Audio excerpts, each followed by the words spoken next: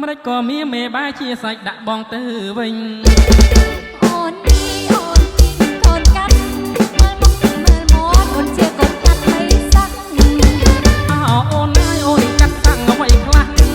បងមើលឲ្យច្បាស់គឺកាត់តែសាបារាំងចិនខ្មែរបៃសអកបៃលេខ6ហ្នឹងមែន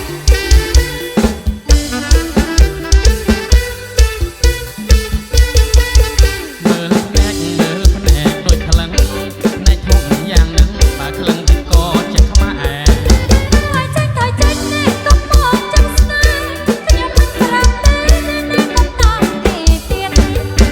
តើអូនកាត់សាក់អីសដូចក្របីកាត់បារាំងឬចិនចេញទៅដេកសួរមិនចេញមកគួរឲ្យចិត្តគេមិនឆ្លើយឲ្យនៅសួរទៀតបងសួរចង់ដឹងកុំតន់ខឹងណាស្រីមេតាប្រដីថ្លៃឲ្យកូនកាត់អ្វីខ្លះកាត់ពុនបានសាំងថ្លៃណាស់មិនដែលឃើញទេ